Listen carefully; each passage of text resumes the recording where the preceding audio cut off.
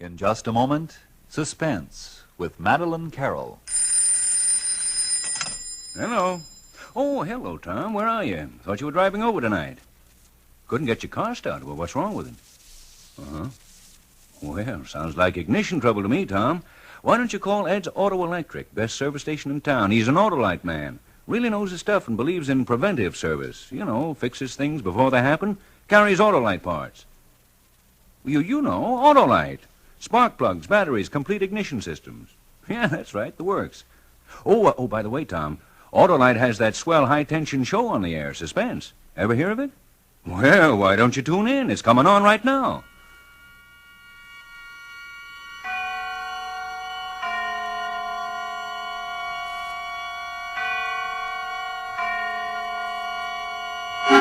Suspense.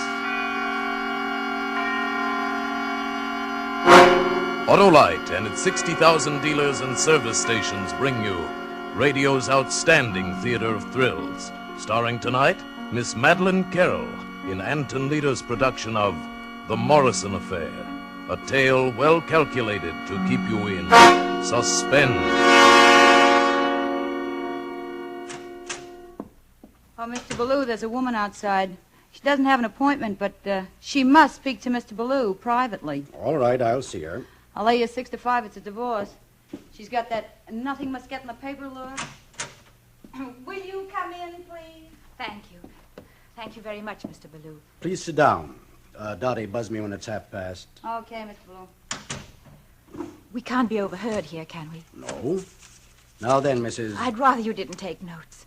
Oh, well, all right. But I do need your name. I'll tell you later. Do lawyers have any kind of code or rule against revealing confidential information? Like priests? Yes. However, you want me to promise before I hear your case? Yes. All right, if it makes you feel better. I've handled hundreds of divorces. Oh. And never lost a patient. It is a divorce. Yes, in a way. But he's dangerous, and there's a child. The courts usually lean toward giving the mother custody. I know, but Mr. Ballou, I'm in desperate trouble. I'm afraid. You can't understand till I tell you. Well, then? You see, I'm English. My husband is American. He grew up here in Boston, a very prominent family. The Morrisons. He's Dr. Paul Morrison. Yes, I know Dr. Morrison. Oh? That is, I've heard of him. Then you know he's a surgeon. I met Paul in London in 1939. We were married very soon after we met. And then England went to war, and Paul decided to stay in England to help out. He was different then. So deeply concerned over human suffering. The war changed him hideously. For those first 2 years in London, we were happy. Almost completely happy. Quite suddenly, America was in the war, and Paul had his orders to return to the American Army Medical Corps. We spent the little time we had left at a cottage in the country. And all the time I was trying to forget the one thing that had been preying on my mind ever since they told me at the hospital that... But I couldn't. And so finally, even though it was our last day together, I went up to London to do what I had always known someday I would have to do. It was late afternoon when I returned. Who is it? Oh, darling, where on earth have you been? I'm sorry I'm so late, Paul. Never mind about being sorry. Come over here this instant. Give me a kiss. Want to know something? What? You're a heartless hussy going off and leaving me alone all day. Our last day. Do you think I'd have gone if it hadn't been important? Now, look, darling, I'm a doctor, too. I don't know what doctor you went to see this time, but none of us can perform miracles. I don't believe in miracles, Paul, and I didn't go to London to see a doctor. I went to find out if we could adopt a child. Adopt a child? I know you've always been against the idea, Paul. Darling, this is no time to go into a big, complicated thing like that. I've got to be on my way home by this time tomorrow. It's not this time tomorrow I'm thinking about, Paul. It's all my life. If I can't have a child of my own, then I want to adopt one. But, Sheila, I sort of halfway picked out one at the orphanage today. What? His parents were killed in an air raid, and oh, Paul, you've always wanted a boy. I've wanted a son, yes. But adopting a child involves certain risks. There are fundamental laws of heredity. Now you're being plain old-fashioned. You can call it anything you like. It's out of the question. Why? Give me one reason why. You know the reasons as well as I do. All I know is I'm a woman and I want a child. Sheila, come here. Look at me. Maybe I'm old-fashioned or overcautious, but if we got a child that way, picked him out like something on a grocery shelf, you might feel he was your son, but he wouldn't be mine. And the son has to be for both of us, or not at all.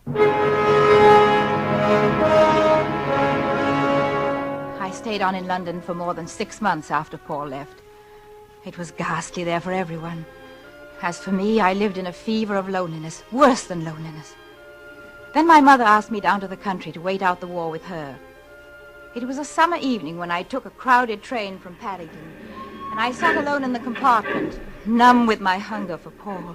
You must understand, that day I wasn't myself. I wasn't accountable. You see, I had a double kind of loneliness. When the conductor opened my compartment door for other passengers, I didn't even look up at first. Here we are, missus.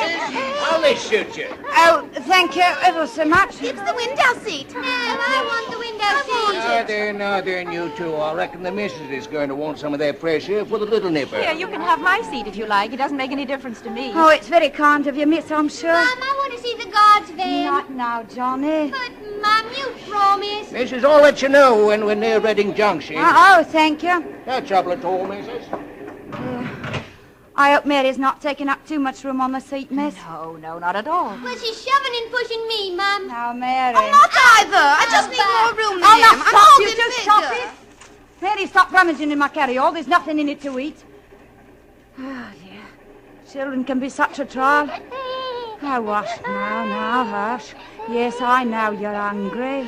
Can I hold him for a minute? Hey, what, miss? Mary is a pig. Mary is a pig. Pig yourself. Now, Do you two like to look at pictures? Here's a magazine with all sorts of pictures about America. My husband sent it to me. Oh, that's kind of you, miss, I'm sure. No, thank you, lady, thank you. thank you, Mum. Yeah, that'll keep them quiet. A mother ought to be two people, that she ought. I'll hold the baby while you fill his bottle. What, if it won't trouble you? Oh, no. I don't mind. I sat there, scarcely breathing, looking down at the baby in my lap. It was as though I'd never felt warmth before. He stopped whimpering and looked up at me with very big brown eyes that seemed to hold recognition. He's taken a real fancy to you, miss, and no mistake. What's his name? Jamie, it was his father's name. He was killed last week in a bomber over Germany. Oh, I'm terribly sorry. But at least you have the children. Oh, yes, miss. But sometimes, I don't know. Sometimes I think it would be better if I didn't have this last one. Oh, no, you can't mean that. It's not easy, miss, with no man to provide. You said you're married, miss. Do you have any children? No, I have no children. Yeah, baby. You'd know if you had one. Knowing all the things I won't be able to give him. I can't help thinking he'd be better off if I left him on someone's doorstep, so to speak. Someone well-fixed, like you. You'd regret it all your life. But it's his life I'm thinking about when I say it. Of course, I'm not brave enough to do it. But I wish I was. Oh, well. If wishes was horses, as they say. We're just pulling into Reading Junction, missus, if you still want to get that cup of tea. Oh, thank you, John and Mary. Come on, Mary. Mum's going to get us Yeah. something to eat. I want to see this page first. Well, you can look at the magazine when you come back. Now, run along, Bus. Don't wait for me outside. All right, Mum. Come on, lazy. Well, wait till I get my coat. I'll take Jamie now, miss. I'm going to sit right here. Why don't I hold him till you come back? Oh, I wouldn't want to bother Oh, you. it's no bother at all. Well, you won't have any trouble with him. He's always been a good baby. Come in, I'll wait. If you're sure, miss. Quite sure. Oh, yes, I'm quite sure.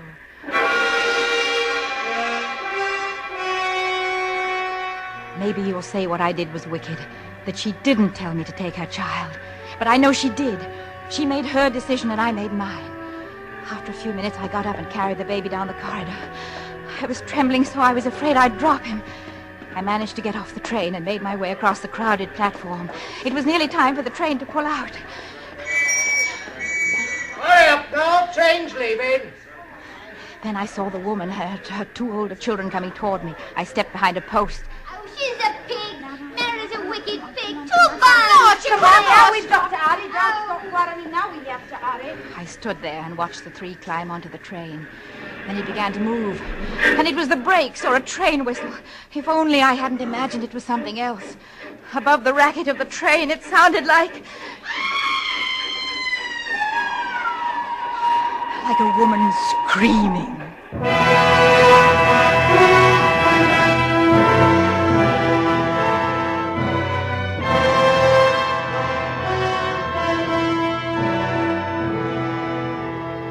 For Suspense, Autolite is bringing you Miss Madeline Carroll in radio's outstanding theater of thrills, Suspense.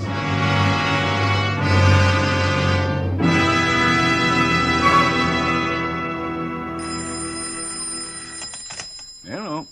Oh, it's you again, Tom. Swell program, eh? What? The name of that Autolite service station? Well, it's Ed's Auto Electric. Just look for the big Autolite sign down on Main Street. But wait, here's more dope on Autolite service. Listen to Frank Martin. For expert ignition checkup and repair, stop at your nearest Autolite service station. Highly trained mechanics working with specialized machines are ready to give your car the best, most complete, most reliable ignition service possible. And when it comes to replacement parts, why, money can't buy finer ignition equipment than Autolite. Autolite is the world's largest independent manufacturer of electrical equipment for automobiles. And many of America's finest cars and trucks are equipped with Autolite distributors, coils, generators, starting motors, batteries, and spark plugs right on the assembly line.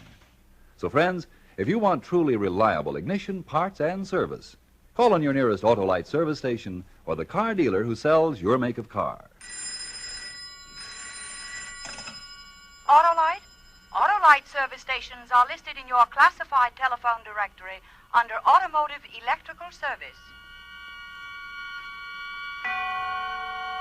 And now, Autolite brings back to our Hollywood soundstage Miss Madeline Carroll as Sheila in The Morrison Affair, a tale well calculated to keep you in suspense. I can't file for your divorce, Mrs. Morrison, until you and your husband turn the child over to the British consul. My husband doesn't know. He thinks it's his child. He suspects something's wrong, but... Well, then make a clean breast of it. Tell him. Oh, no, he mustn't ever know. He'll kill me or Jamie or both of us. How on earth did you make your husband believe? That was easy. I figured it all out on the way to Mother's. I took a bus at Reading Junction, then another train.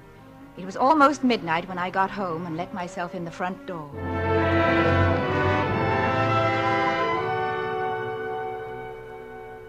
Mother was waiting up.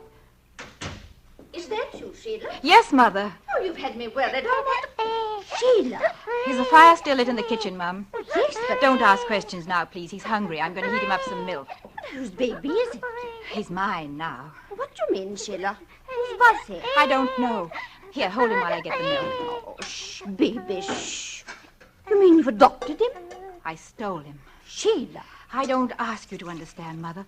I only ask you to help me. Because I'm your child and because I can't ever have a child of my own. But Paul won't let you keep this child. If he thinks it's his own, he will. Oh, look, the poor little mite's starving. Yes. It may be years before the war's over and I see Paul again. He'll look forward to seeing his son. But he's bound to ask where his son was born. He was born here. But there are records of such things, Sheila. The date, the place, the parents, the doctor. I know. Mother, telephone Dr. Lucas. Dr. Lucas? Why, he's a charlatan. He's not even a real doctor. Oh, does that matter? He's greedy, and that's the kind of man I need. Tell him I want to see him tomorrow. Because tomorrow, my son Jamie will be born.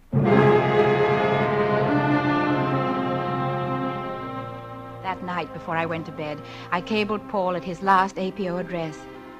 Why haven't you answered my letters? Or don't you like my news? His answering cable came in the morning. What letters? What news? We'll phone. It was going to be easy. Paul had traveled so much. New York, Baltimore, 3 months in the Pacific.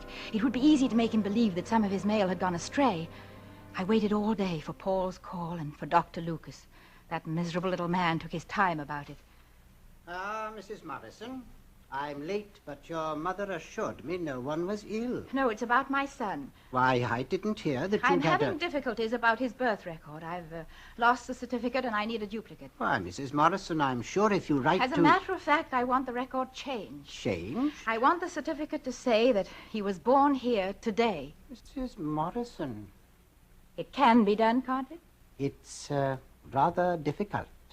You mean it's expensive? Yes, very expensive. There's the risk to a doctor's reputation. How much? £1,000. All right. No, I'm afraid it will have to be £1,200. All right, but that's all I can pay. Here, you can write it out under this lamp. One moment, I'll find the form. Yes, here it is. He's the son of Mr. and Mrs. Paul Morrison. Excuse me, please. Yes? Go ahead, Major Morrison. Hello? Hello, Sheila. Paul! Paul, darling! Where are you? India. I turned the whole army inside out to get a priority. Can you hear me all right? Fine. But, darling, why didn't you answer my letters? Well, I answered every one I got. Then the important ones got lost or something. You haven't heard the news? What news? You're going to be a father, Paul. Did you hear me, Paul? Yes. But, Sheila, that seems impossible. But it's happened all the same. Any day now you'll have a son and heir. Oh, you've made up your mind. It's going to be a boy, eh? That's what you want, isn't it? Yes, it's what I want. But it seems like a miracle. I was dead certain that I... Something wrong, Mrs. Morrison? I was cut off. Operator!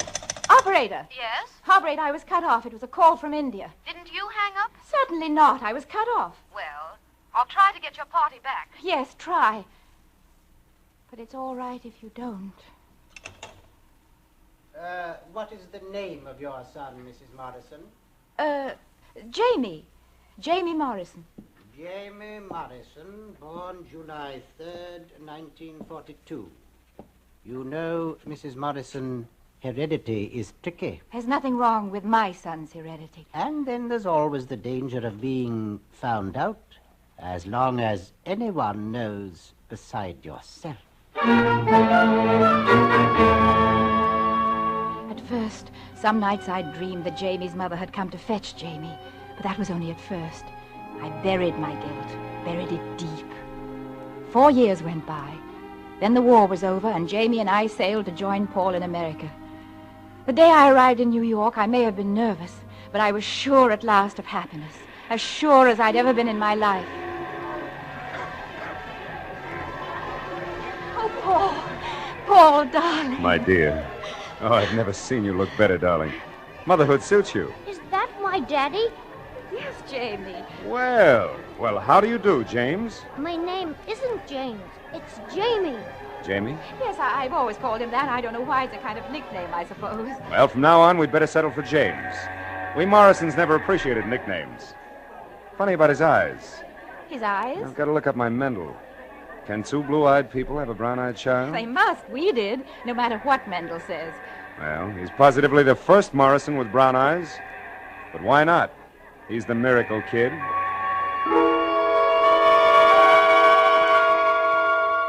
The miracle kid. Blue eyes, brown eyes. I rolled the phrases around my mind, hunting their real meaning. I was oversensitive, of course, but from the first day I felt that Paul was hostile to Jamie.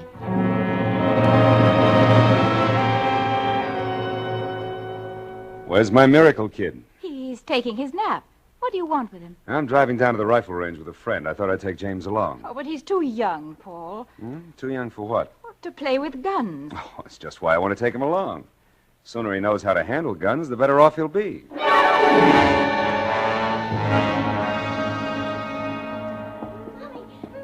where are you, Mommy? Here I am, Jamie. Mommy, I fell off. Oh, darling, what's happened? I fell off the horse. He went too fast and jumped around, and I fell off and hurt my knee. Yeah, I brought the iodine. He's more scared than hurt. Oh, not iodine. Use peroxide. It won't sting. I told you he was too young to ride. Oh, it was a gentle horse. Jamie lost the seat when it started to trot, that's all. We'll do better next time, won't we, kid? I guess so, Daddy. There won't be a next time. Yes, there will be, Sheila. Jamie, go up to Mother's room, and I'll be along in a minute to fix your knee. All right, Mummy. There's candy in my bureau. You know where. Yes, Mummy, I know. Paul, what are you trying to do? I'm trying to make my son like my son. He's my son, too, you know.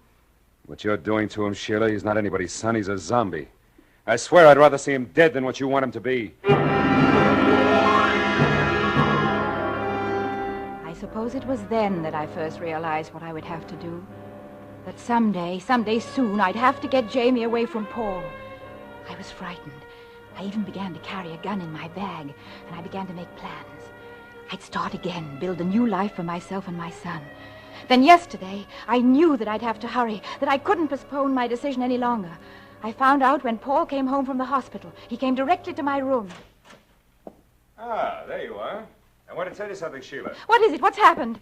A big day at the conference. Oh, you mean the medical conference? Yeah, a psychiatrist from Chicago named Drake read a paper on psychosomatic medicine. Terrific. And then there was a curious report on euthanasia. You know, mercy killing. Interesting but extreme. In what way? Well, the doctor delivering the report favors not only the mercy killing of incurables, he advocates weeding out and purifying the race by studying heredity and eliminating those whose heredity is questionable. Real crackpot. Horrible. Sheila, while his report was going on, though, I began to wonder about you and Jamie. About me and Jamie? Yes. I wanted to ask you, is there something about Jamie's heredity that you don't want me to know?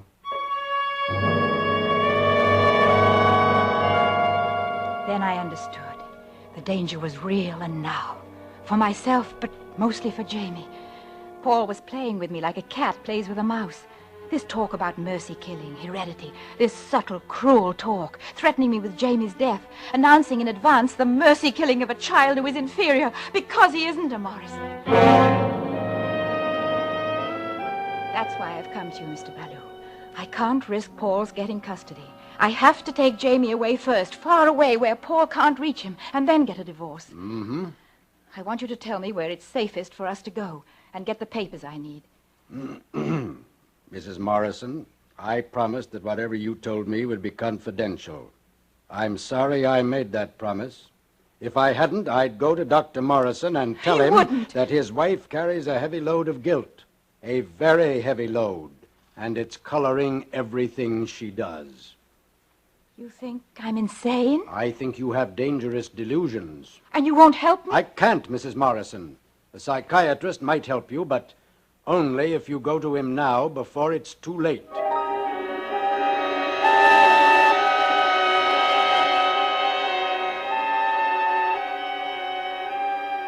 Morrison! Yes? You're to go to the hospital. Dr. Morrison said for you to come right away. What is it, Elsa? What's happened? It's the little boy. Jamie! He got hold of one of his daddy's guns. He's done it. He's killed Jamie. Jamie was playing with it, and it went off when it was pointed right at himself. He's hurt bad.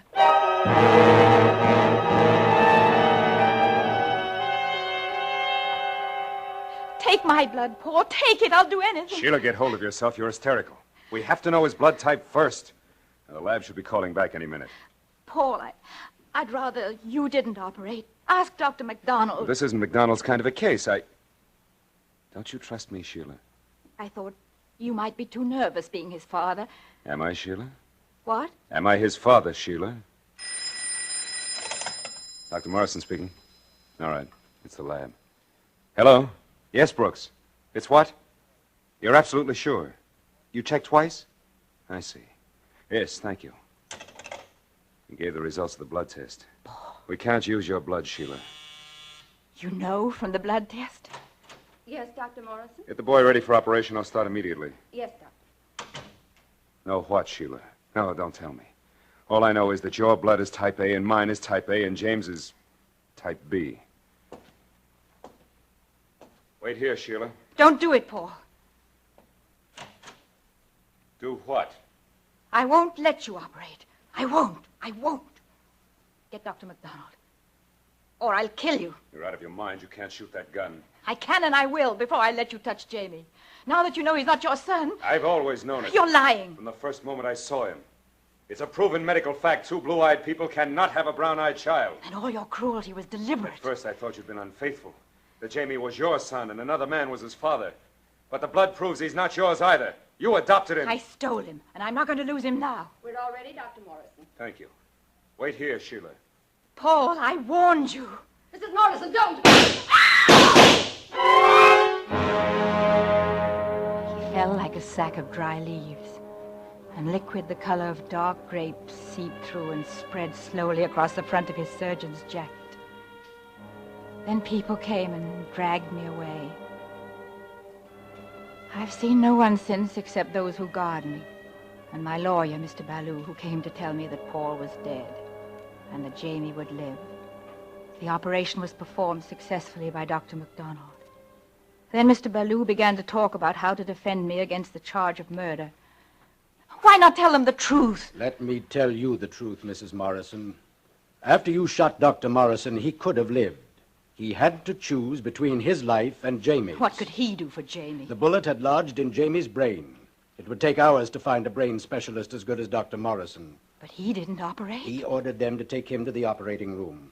Then for an hour and a half, he stood at Dr. MacDonald's elbow, directing every move of his scalpel. When the operation was over, Dr. Morrison was dying. But Jamie would live.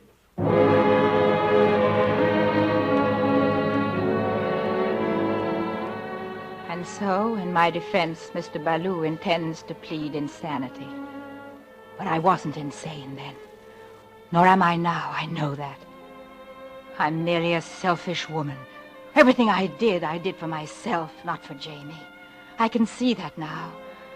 But Paul gave his life for his son.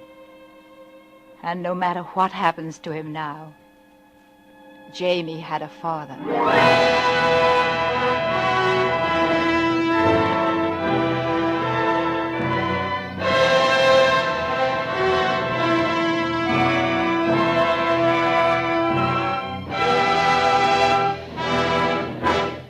Thank you, Madeline Carroll, for a splendid performance. Miss Carroll will return in just a moment. Hello, Tom. Yeah, I knew it was you. What? You just called to say thanks for telling you about Autolite? Well, don't thank me. Frank Martin's your man. Well, friends, you'll thank and congratulate yourself for depending on your Autolite serviceman because of the way your car will perform after it's had his expert care. He's got the skill, equipment, and those great Autolite parts to put your ignition system in top shape. Look up your nearest Autolite service station. It's listed in your classified phone book under Automotive Electrical Service. And keep in mind, wherever you go, Autolite means spark plugs. Ignition-engineered spark plugs. Autolite means batteries. Stay full batteries. Autolite means ignition system. The lifeline of your car.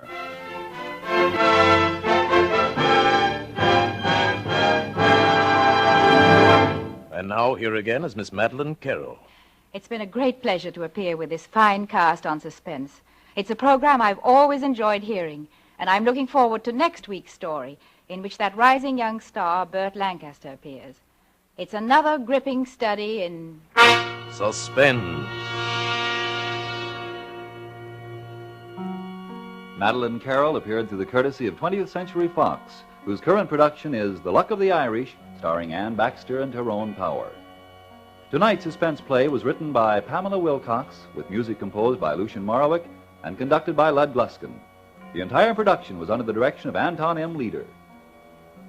In the coming weeks, Suspense will present such stars as Gregory Peck, Edward G. Robinson, John Garfield, and others.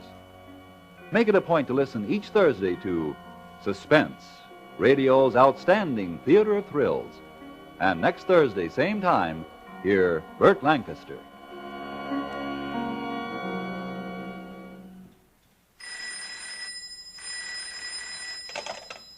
This is the Autolite Suspense Show. Drive slowly. Death and danger travel in fast company. Good night. Switch to Autolite. This is CBS, the Columbia Broadcasting System.